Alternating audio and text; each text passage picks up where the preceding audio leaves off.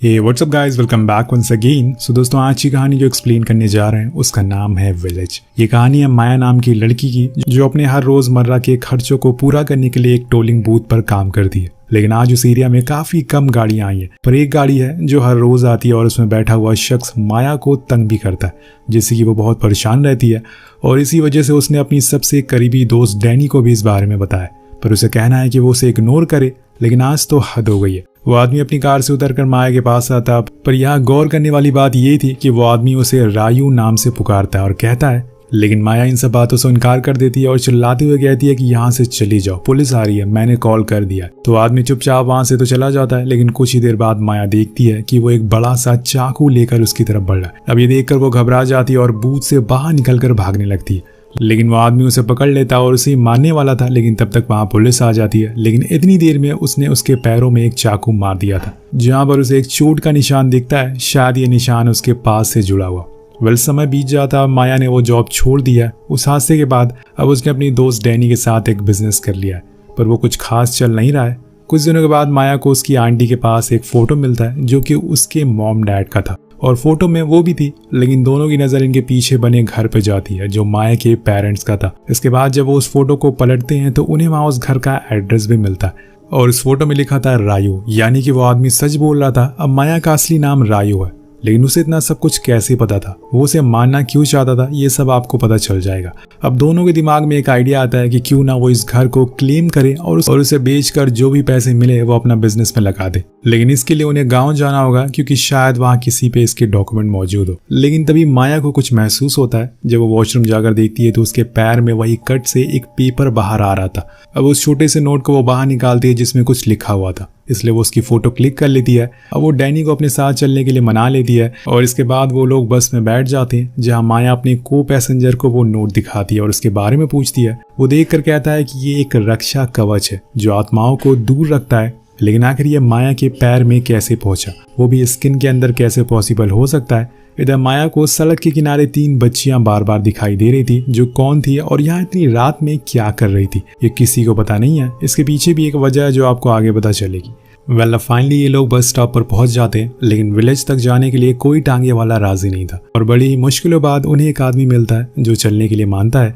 बीच रास्ते में वो उन्हें उस विलेज के बारे में बहुत सी चीजें बताता है, जैसे कि वहाँ पे घर तो बहुत सारे हैं लेकिन लोग बहुत ही कम है। जो थे वो किसी अनजान चीज की वजह से मारे गए या फिर किसी बीमारी की वजह से मर गए। ये सब सुन के उन्हें बहुत ही अजीब लगता है कि ऐसे कैसे हो सकता है। अब इसके बाद वो उन्हें गांव के सरपंच के घर के आगे छोड़ देता है, लेकिन वहां वो नहीं था। उसकी माँ बाहर आती, जिन्हें माया अपनी रियल आइडेंटिटी नहीं बताती, और वो कहती है कि हम स्टूडेंट हैं और यहाँ पर पपेट हिस्ट्री के बारे में खोज करने के लिए आए हैं। पर वो लेडी कहती है कि आज कोई नहीं है, तुम लोग कल आना। लेकिन आज रात ये कहाँ गुजारेंगे, यहाँ तो इन्हें कोई जानता भी नहीं है। तो माया को यहाँ पर वही पुराना घर याद आता है। वो उसे ढूंढते हुए पहुंच जाती है, जो पिछले 20 सालों से बंद था। लेकिन आज की रात ये यही गुजारने वाले हैं। वो बिना कुछ सोचे समझे अंदर चले जाते हैं। वहाँ माया को अपने मॉम डैड की कई सारी फोटोज मिलती है, लेकिन सोचने वाली बात ये थी कि उन सारी फोटोज में कहीं भी माया नजर नहीं आ रही थी। पर ऐसा क्यों है? तभी उन्हें बाहर से कुछ आवाजें आती है, शायद कोई मर गया था, उसे वो लोग दफनाने के लिए ले जा रहे थे। अब वो दोनों उसके पीछे पीछे चले जाते, जहाँ पर वो हरजोई गाँव के कब्रिस्तान में पहुंच जाते। वहाँ माया को अपनी मॉम डैड की ग्रेव भी मिलती है। वहाँ वो थोड़ी दूर रुकते हैं, पर आते समय उन्हें पता चलता है कि ये सेमेट्री असल में उसके पेरेंट्स ने ही बनवाई थी, लेकिन गांव वालों ने उनके नाम छुपा दिया, शायद इसलिए क्योंकि वो उन्हें पसंद नहीं करते, या फिर कोई और वजह थी। अब दोनों घर वापस आ जाते हैं, लेकिन उस रात माया को कुछ आवाज़ें सुनाई देती है। वो डैनी को भी उठाती है, लेकिन वो नहीं उठती, तो वो अकेले ही जाती है। पर यह आवाज़ दूसरे घर से आ रही थी, जहाँ पर हम एक औरत को लेबर पेन में देखते हैं, जिसकी डिलीवरी होते ही सब कुछ चुप हो जाते हैं। उसी दौरान वहां पर सरपंच आते हैं, जो उस बच्चे को अपने साथ ले जाता है, और फिर उस बच्चे की आवाज ही नहीं आती। तो यहाँ उन्होंने उस बच्चे के साथ क्या किया हम नहीं जानते। लेकिन जब अगले दिन ये दोनों सोकर उठते हैं तो उन्हें पता चलता है कि आज फिर से गाँव में किसी की मौत हो गई है और उसे दफनाने के लिए ले जाया जा रहा है। आखिर ये लोग कौन है जो हर दिन मर रहे हैं? यही सवाल माया के दिमाग को परेशान करने लगता है। वो दोनों उनका पीछा करते हैं और इस बार उन्हें पता चलता है कि ये उसी बच्चे का फ्यूनरल है जिसका जन्म कल हुआ था, पर वो तो जिंदा था और सरपंच उसे कहीं ले गया था। क्या पता इसमें उसी का हाथ हो। पर क्यों? अब कुछ ही देर बाद सरपंच पहली बार उन दोनों को देखता है। वो उनसे यहाँ आने की वजह पूछता है तो माया उन्हें वही बताती है कि वो स्टूडेंट है और यहाँ पे पपेट हिस्ट्री के बारे में जानने आई है। लेकिन उन्हें यकीन नहीं हो रहा था, इसलिए वो उनकी एज पूछते हैं तो माया झूठ बोलती है कि वो 20 साल की है। जिसके बाद सरपंच कल उन दोनों को अपने घर बुलाते हैं, लेकिन दोनों बहुत ही डरे हुए थे और सबसे ज्यादा तो डैनी। लेकिन माया उसे घर भेज देती है ताकि वो आराम कर सके और खुद जाकर वो खाने का सामान खरीदती है। एक शॉप पर उसे राठी नाम की लड़की मिलती है जो काफी शरीफ और अच्छी लग रही थी, लेकिन उसे देख के ऐसा लग रहा था कि जैसे वो इस गांव में नई नई आई है, क्योंकि जब माया उसे अपने घर के बारे में पूछती है तो वो कुछ जवाब नहीं देती। लेकिन उसकी नानी जो कि पीछे बैठी थी वो बताती है कि वो घर शैतान का है, वहाँ किसी को नहीं जाना चाहिए था। अब ये बात माया को बहुत ही अजीब लगती है क्योंकि वो लोग उसके मॉम डैड को शैतान कह रहे थे। वहीं दूसरी तरफ हम डैनी को देखते हैं जिसके पास 2 लोग आते हैं जो उसे यहाँ से जाने को कहते हैं, क्योंकि ये घर एक प्राइवेट प्रॉपर्टी है जो किसी रायू नाम की लड़की का है। अब डैनी सोचती है कि यही सही मौका है, इसी बहाने क्या पता उन्हें पेपर्स भी मिल जाए, इसलिए वो उन्हें सच बताती है, जिससे वो दोनों लोग कहते हैं ओ तो तुम ही हो रायू, फिर तो तुम्हें हमारे सरपंच के पास जाकर इस घर के पेपर ले लेने चाहिए। डैनी को उनकी बात सही लगती है और इसे उसकी दोस्त की मदद भी हो जाएगी। अब वो उसे बिना बताए दोनों के साथ सरपंच के घर के लिए निकल जाती है, लेकिन यहाँ वो दोनों उसे जंगल के रास्ते से ले जा रहे थे और ये बात डैनी समझ जाती है कि जरूर कुछ गड़बड़ है और भागने की कोशिश करती है, लेकिन भाग नहीं पाती। एक आदमी उसके सर पे किसी चीज से वार करता है जिससे कि वो बेहोश हो जाती है और जब उसकी आंख खुलती है तो वो एक पेड़ से उल्टी लटकी हुई थी। उसके आसपास वही लोग मौजूद थे, पर उनके साथ एक और शख्स था और वो था गांव का सरपंच। डैनी बार बार कहती है कि आखिर तुम लोग मेरे साथ ऐसा क्यों कर रहे हो, लेकिन कुछ कोई जवाब नहीं देता। हम वहां पर कुछ नुकीले औजारों को भी देखते हैं, जैसे कि आज वो लोग डैनी की बलि देने वाले। लेकिन तभी वहां पे सरपंच की मां आ जाती है, जिसे देखकर डैनी को लगता है कि शायद वो उसे बचा लेगी, लेकिन वो तो उल्टा उसका गला काट देती है और फिर उसकी स्किन को उतार कर उसके शरीर से अलग कर देती है और फिर बाहर आकर उसे टांग देती है।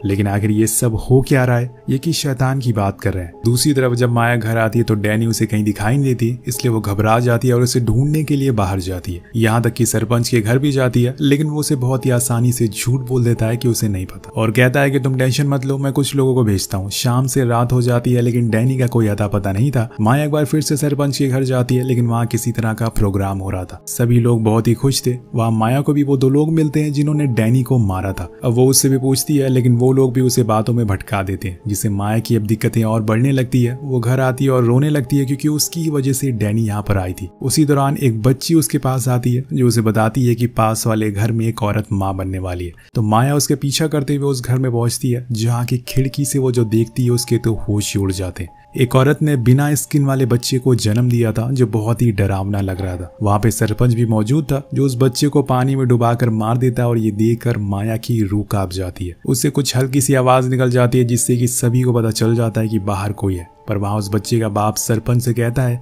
आपने तो कहा था कि ये श्राप खत्म हो चुका है, तो फिर ये कैसे हुआ? यहाँ सरपंच के पास भी इसका कोई जवाब नहीं था। अभी गेट खुलता है तो वहाँ राठी थी, वही शॉप वाली लड़की। कुछ समय के बाद वो माया को लेकर उसके घर जाने लगती है क्योंकि वो नहीं चाहती थी कि उसके साथ कुछ गलत हो जाए। उसे ये भी बता दी कि वही रायू है, लेकिन उसने ये बात किसी को बताई नहीं थी अभी तक। पर यहाँ माया को कुछ समझ नहीं आ रहा था कि हर दिन लोग क्यों मर रहे हैं और बिना स्किन के बच्चे यहाँ पर क्यों पैदा हो रहे हैं। तब राठी उसे एक अतीत की कहानी सुनाती है कि आज से कई साल पहले माया के दादाजी इस गांव के लीडर हुआ करते थे। उनकी लोग बहुत ही इज्जत करते थे, लेकिन जब उनकी मौत हो गई तो लीडर बन गया देवांगसु, जो काफी ज्ञानी और एक बहुत ही शार्प माइंडेड आदमी था। वो हर किस्म का काला जादू कर सकता था। कुछ समय के बाद उसने शांति नाम की लड़की से शादी कर ली। अब यहाँ आपको इन दोनों लोगों की शक्ल कहीं देखी देखी से लग रही होगी। जी हाँ, यही है माया के पेरेंट्स, शांति और देवांगसु। दोनों बहुत ही खुश थे अपनी लाइफ में, लेकिन उन्हें अभी कोई बच्चा नहीं हुआ था। लेकिन आखिरकार 5 साल बाद शांति मां बन गई, लेकिन गांव में किसी ने भी उनके बच्चे को नहीं देखा। धीरे धीरे करके समय बीतने लगा। दोनों ने खुद को घर में कैद कर लिया, खासकर देवांगसु। वो तो मानो अलग ही दुनिया में रहने लग गया था। पर उसके बाद गांव में कुछ अजीब चीजें होने लगी थी।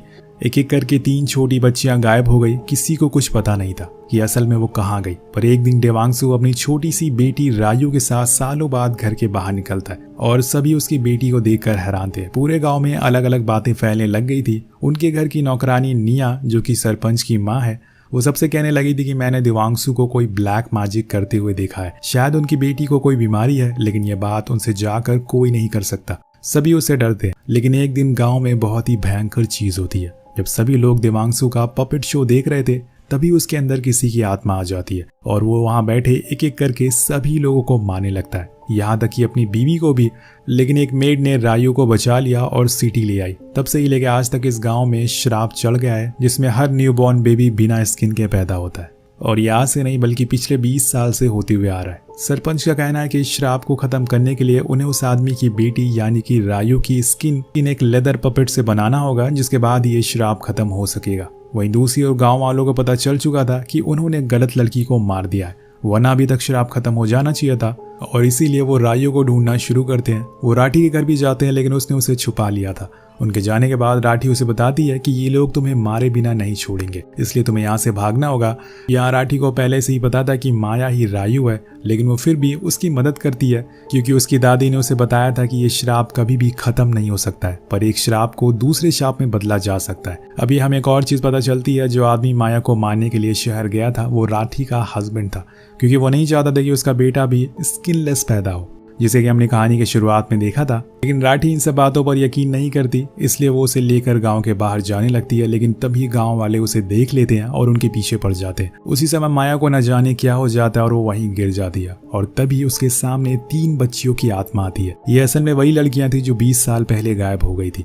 यहाँ में अतीत का एक और सच पता चलता है। हम देखते हैं कि अभी अभी शांति की शादी हुई है, लेकिन वो प्यार असल में सरपंच से करती है, ना कि देवांशु से। कुछ दिनों के बाद वो प्रेग्नेंट हो गई, लेकिन निया जो कि सरपंच की माँ थी वो शांति को पसंद नहीं करती थी, और इसीलिए उसने काला जादू किया जिससे कि उसका बेटा शांति से दूर हो जाए और जो बच्चा उसके पेट में था वो पैदा होने से पहले ही मर जाए। उसका यह जादू काम तो करता है, लेकिन वो बच्ची मरती नहीं बल्कि बिना स्किन के पैदा हो जाती है। और अपनी बेटी की ऐसी हालत देखकर देवांशु से देखा नहीं गया, इसलिए उन्होंने गांव के 3 छोटी बच्चियों को अगवा किया और उनकी बलि दे दी, जिसके बाद उसकी स्किन एक लेदर पपेट से बना दिया, जिससे कि कुछ दिनों बाद रायू ठीक होने लगी।